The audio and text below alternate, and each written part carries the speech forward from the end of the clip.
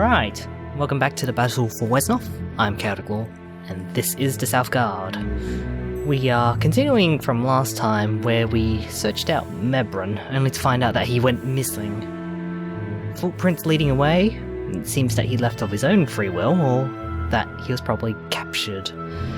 To what end, we don't know yet. So of course we wander into a foggy forest, and it's also very warm today. And of course there's a story that the fog has come about as a result of a Lord of the Undead. Yes, so Garrick, this is very much a change from what we were doing at the very start.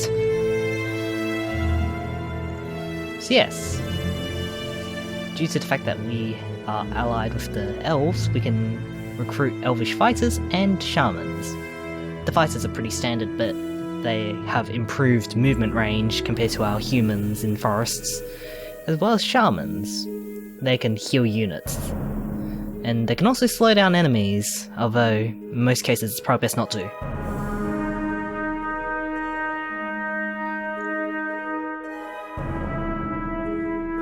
Of course, it is a good idea to take your time to seek everything out.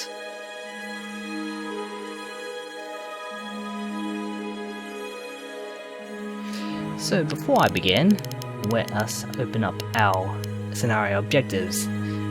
Right now we're going to investigate to the south of the Black River, and we need to watch out in case we get killed, and we are limited to 50 turns, which is slightly a step up from other scenario missions. So yes, the limit being there, it means that, well, there's quite a lot of ground to cover, I'll just say that much. There is a lot.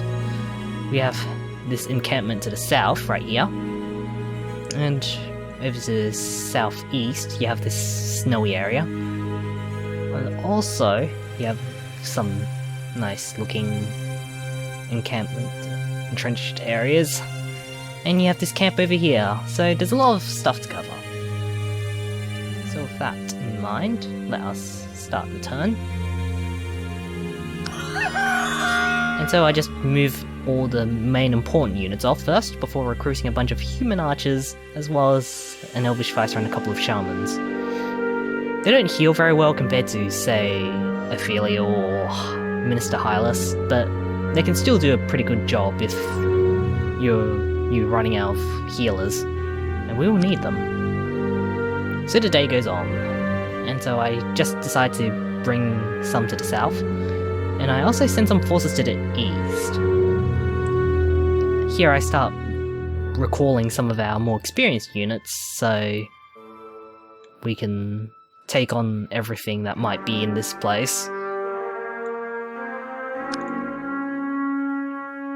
So yeah, I spread them out. The rangers decide to go and hide.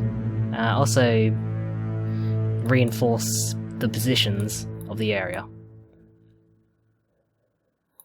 Of course at this point, well, I don't really know what to expect, so for safety's sake I am trying to recruit quite a few, but not so much that we go into the negatives. Otherwise, we will be stuck, unable to recruit any more units.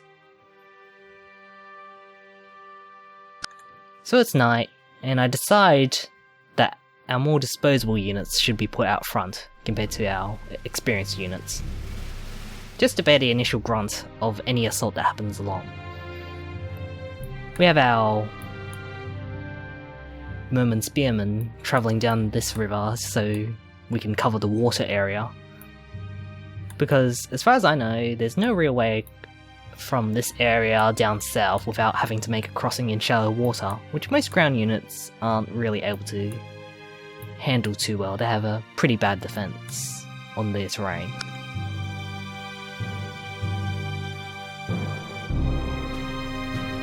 So yeah, we're just continuing along, and we spotted our first enemy unit on this turn.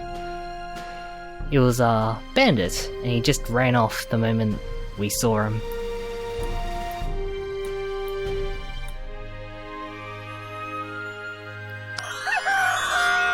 Day comes, and we're spotting more units, this time towards the south area. And another of our mermen has spotted an encampment.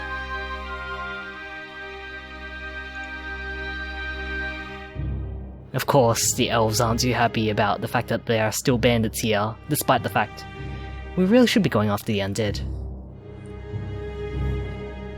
Of course, we choose to side with the elves.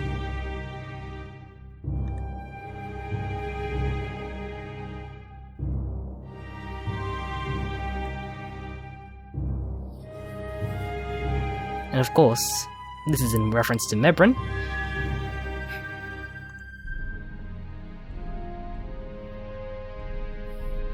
And now we are told that Mebrin leads the undead.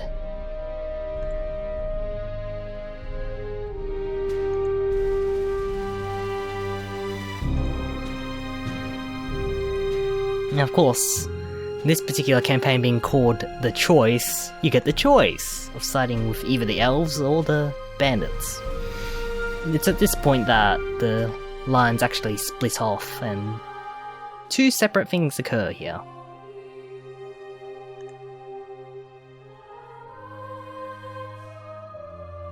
I think I prefer to trust in the elves at this point.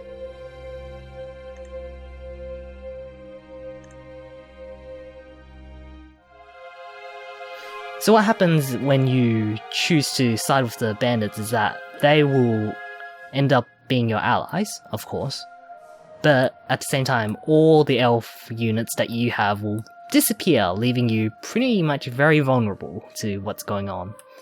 So to the south here, we spotted a footpad getting into combat with a walking corpse, partially related to this southern area. Of course, they probably won't last too long, I don't think. Not with the undead all over the place and us here. It's really nasty. Of course, the footpads are lucky enough to have their ranged attacks. Since one of the bandits wandered into the water, I threw several spears at him. Spot a whole bunch of undead units to the south again. We're just covering more ground, just making note of all the forces there. We're not gonna directly attack head on, that'd be a bit foolish. As you can see, this unit's pretty surrounded. Although these are only walking corpses, so chances are they're not really gonna do much. Bandits recruit more, they lob a bit of stones, and it seems that one of the bandits has progressed over to the other side. Of course, not really much that can be done by it, except to attack and defend. And at this point, I decide to go with the ranged attacks, although the fighters are more suited to melee, so yeah. I ranged the shamans to heal them a bit each turn. They heal 2 health points, if I recall correctly. In addition, with idle units that heal every turn every time they're not used at all, that'll help since it's pretty much an isolated case, so there really isn't much threatening them. So at this point, bandits continue attacking, but overall I think we're winning. Zombies try and attack the footpad, although not too much success. We heal up a bit, but we finish off with the thug, and I start bringing some new forces over down to the south.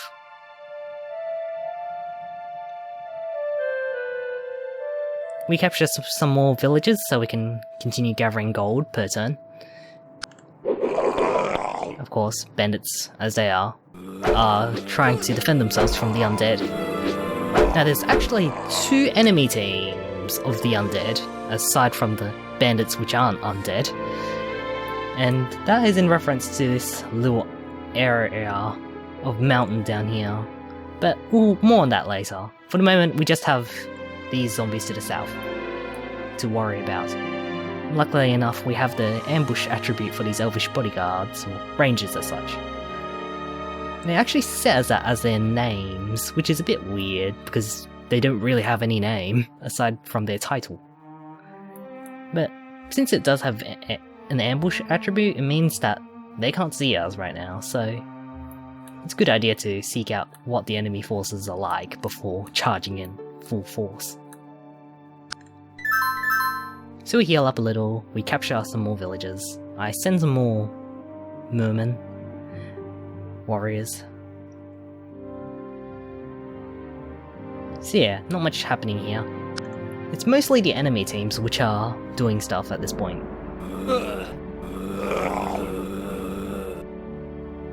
At this point I thought that the footpad that had disappeared into the fog had actually gotten itself killed, but don't know really.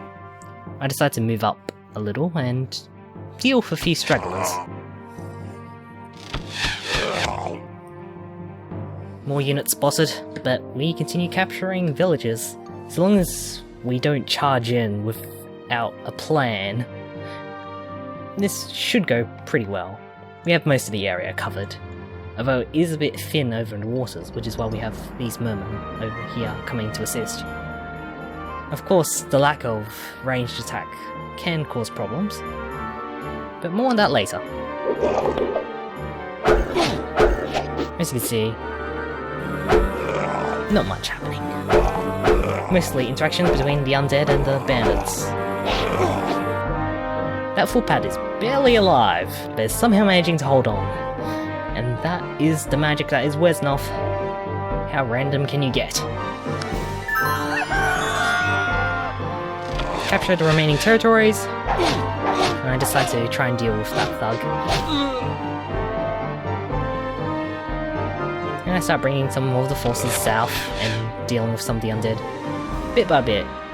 No charging. Of course the bandits still have the capacity to continue recruiting, although to what extent, don't really know.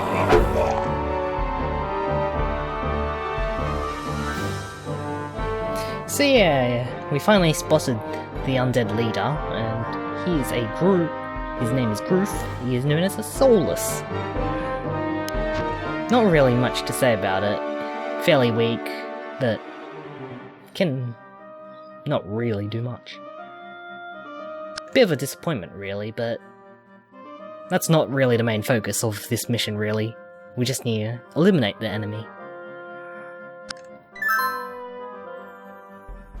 I decided to bring some of our units back towards the middle area, just so we can make use of all of our forces effectively and not be so inefficient, really.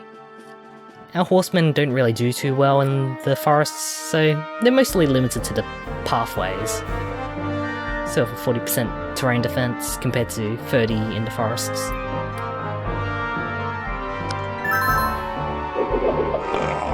Somehow the footpad manages to outlast everything. And of course, the enemy is taking factor that our merman soldier doesn't really have a ranged attack here. Slightly hurt, but no lasting effects, I don't think. The undead are kind of gravitating their way over to Ethereal, although that's not really too much of a problem, since you can basically fly away.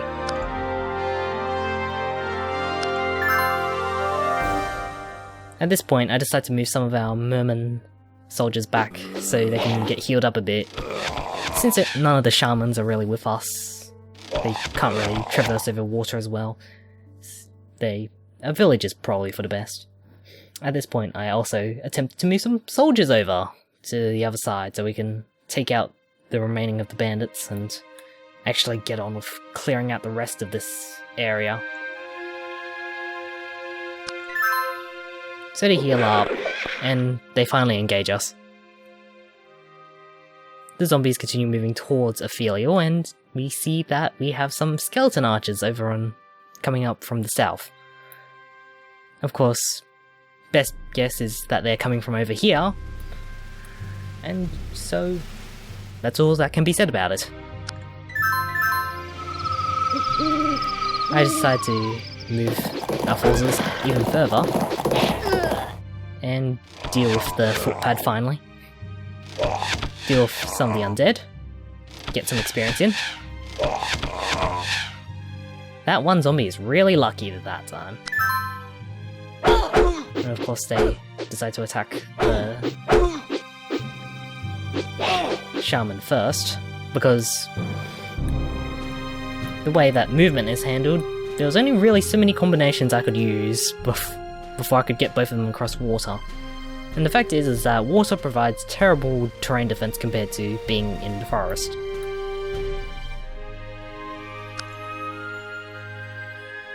The undead continue moving towards Ephelial. And of course, one thing I'm not doing is taking over that village. And the reason for that is that there's actually a monster hiding in there. It's a bit of a surprise, and it will probably get you failed on the mission. So that's why I don't do it in this case. Merman continues to heal up, and I decide to continue attacking the undead. Also, I have an archer on the southwestern end of this little opening, where the river splits. And I continue moving the rest of the soldiers over to the south to clear out this horde of zombies. They're very easy to handle, provided you don't mess it up.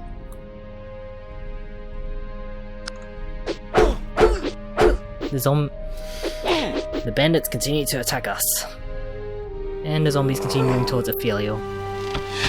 I briefly misjudged where the zombies were going to go, hence how Ephelial took a hit there, but nothing lasting, no.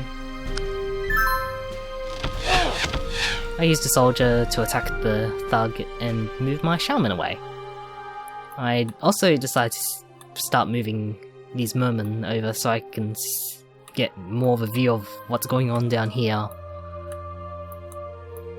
And there are a lot of skeleton archers, or at least plenty in the area, more than enough to deal with all these bandits. Of course, he retreats to his territory.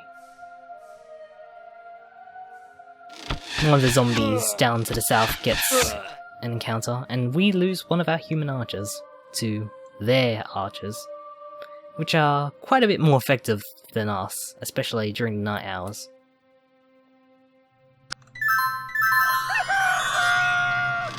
At this point I decide to retreat my foot soldiers to that area, in that middle area to the north. Just so the skeleton archers don't take them and ruin their day.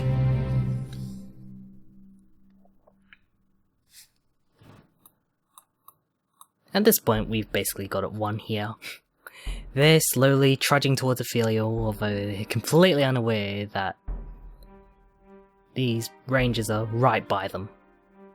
Aside from the fact that this one got caught out. Of course, the bandits continue to recruit. And now they're reshifting their priorities after discovering that there's a whole bunch of enemy soldiers around them. Of course, not really a match for our archers here at this point. The thing to know about the elves is that they have a neutral stance rather than lawful or chaotic. And therefore they get no sort of advantage during the day or at night. The effect of on a battle, however, really only depends on how good it is that the opponent has, depending on what time of day it is. And words.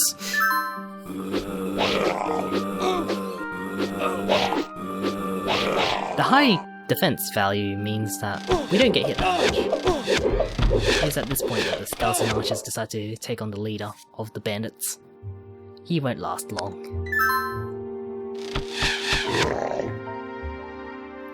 The master of the undead is defeated, says Deoran. Of course, Minister Hylas suggests that there's still another. We have merely destroyed a servant of a far darker master. And of course I decided to move Minister Hylas to actually do something for once. Dealing with the undead is fun, except when things go against you. We'll briefly see a few things that are like that. Of course, we have the bandit leader, who takes advantage of the fact that our merman cannot use a ranged attack, at least this one in particular. Of course, these two can, so that's very poor placement on my part. We heal up though, and decide to try and fight him. Doesn't go that well, although doesn't go too badly either. I mean, it could have wrecked me. And so I just do clean up with my forces, just to eliminate some of the stragglers. I'm not sure why I brought these north. I think I was taking Sir Garrick along to try and move up and push into this encampment area. I also recruited a couple of elvish fighters here at this point, just to see if I can get some more reinforcements in. And I'm not sure why it's so dark. Play the side turn. There we go.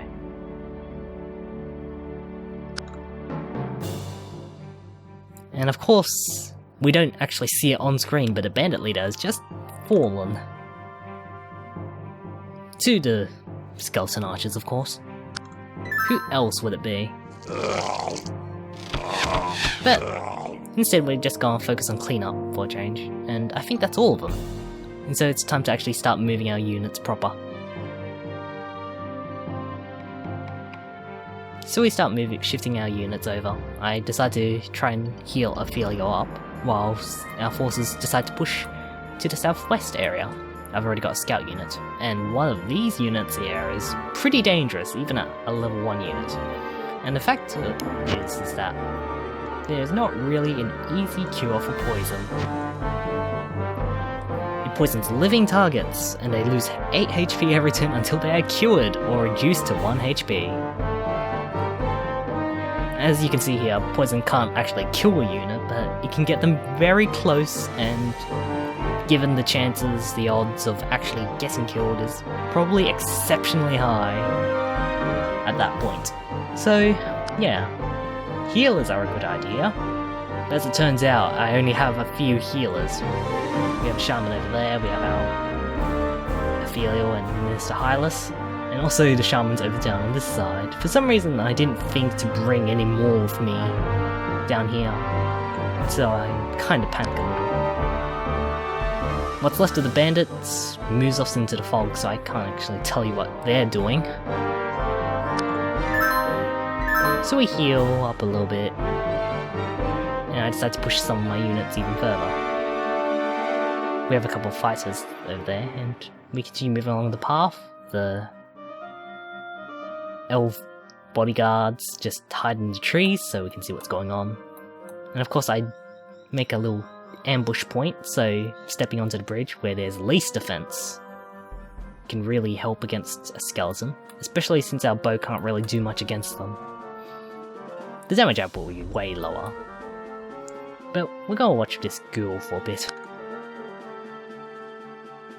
More of the undead units are coming out from this southeastern end. And so it goes on. Decide to capture some more territories. Move our elf units even further. Make sure everything cannot go wrong, because things will eventually do that.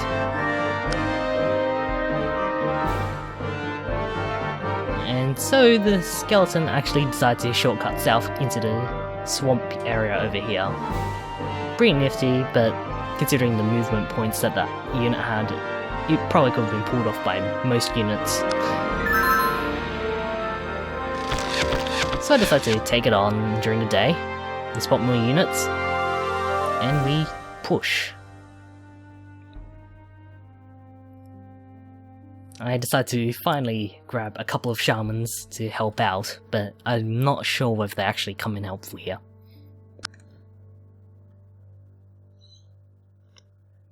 couple of units moved, not really much happened there, is all I can say to summarize that up. This ghoul has, for some reason, decided to take its place in a hill zone. Probably to take into account the fact that elvish units don't really have as much of an advantage up here. Mermen still continue healing up, and I decide to try and take on more of these skeletons. Since these are skeleton fighters rather than archers, at least in this case, I bring in the mermen a little closer just so they can keep a monitor on what's going on in this area of the map, although as you can see, it doesn't do much. As you can see, the poison effect has started, and is really annoying to deal with, unless you've got someone like Minister Hylas or Aphelial. You see, gets healed up of the disease, and we spot the bandit unit over there. Not the same leader unit, but is in fact probably one of the survivors of this mess. They completely got annihilated, save for this outlaw over here, who probably survived by leveling up by killing a unit. Decides to go after a moment, of course. Poison again, and this archer decides to move off into the area and gets ambushed.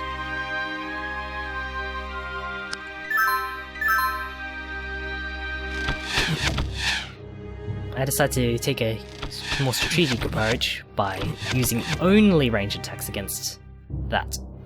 And our elvish bodyguard finds the Lich, which is the enemy leader of the other team, purple team.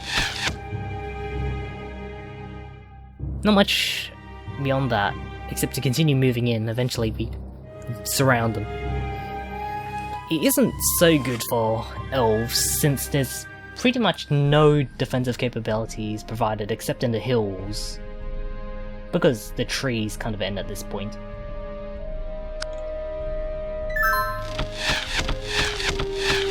And so we engage in a bit of arrow fighting, heal up a bit more, and start moving our units inwards.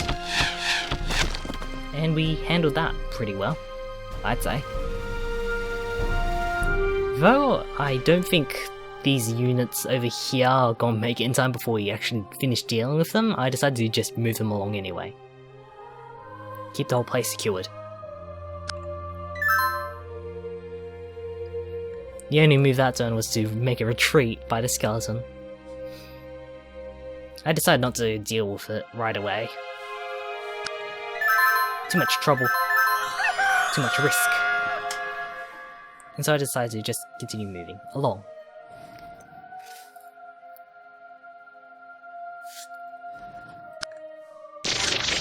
Of course, the Lich continues to summon undead.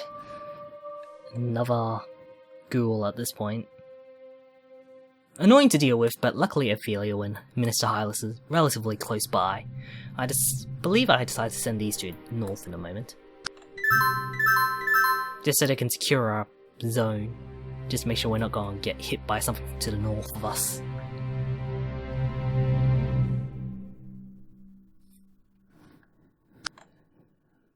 As you can see, the bandit has managed to retreat from his position and is moving south towards us. Just over there. And this skeleton has moved into the snowy areas. Must not be pleasant. But then again, is a skeleton, probably doesn't need to worry about feeling cold.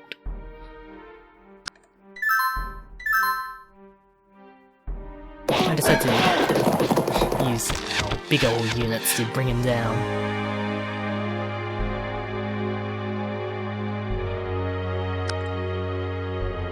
The bandit is just not wanting to die today. Though he's on the verge of death at this point. So I take a bit of a risk and it pays off. At least in this case.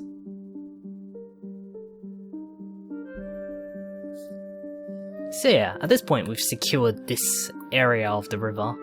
And there's really not much to it. There's a couple of villages over here, but that's about it. And this area to the south. Could have been tactical, but since it's not on a particularly high difficulty, it doesn't really do much. So, the only team that's left is purple team. Red team, purple team. And we're the red team. At this point, I decide to just wail on them with the elvish bodyguards. Healers everywhere in case they get poisoned. And we're pretty much surrounding them at this point. This is just through sheer numbers more than anything. Overwhelm the enemy by just throwing everything you've got at them. To a certain extent.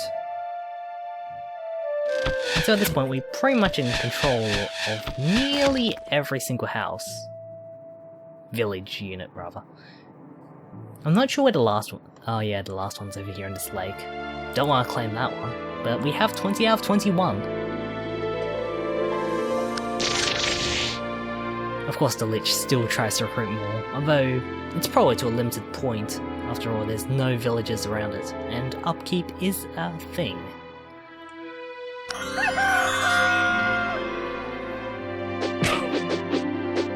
Also, trying to deal with these archers is a bit of an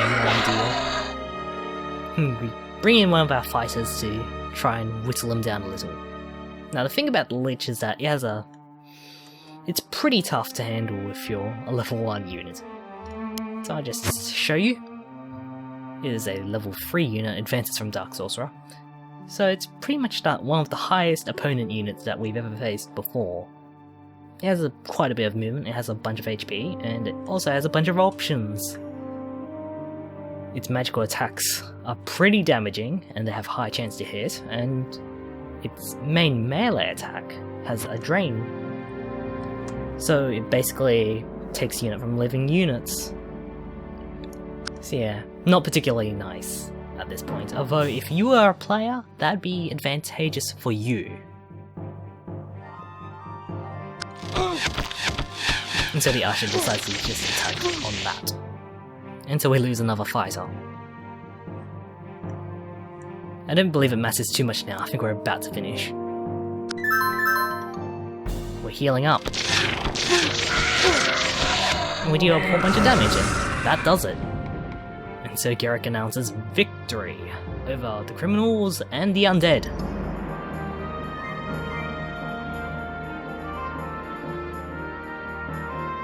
Deoran thinks we've won.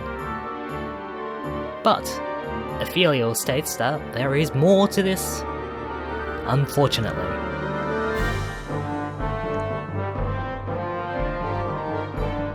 And of course, we briefly have a moment about dwarves, who are much better at handling the underground than our current units do.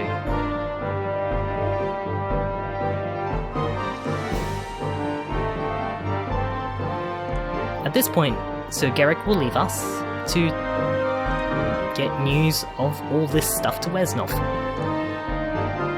And that concludes that. So yeah, that's this campaign for the moment. Join us next time as Sir Garrick decides to make the very dangerous trip back to Wesnoth. You'll see next time why it's dangerous. But until then, I'm Kerlath, and this is the Battle for Wesnoth, the South Guard. Until next time, take care.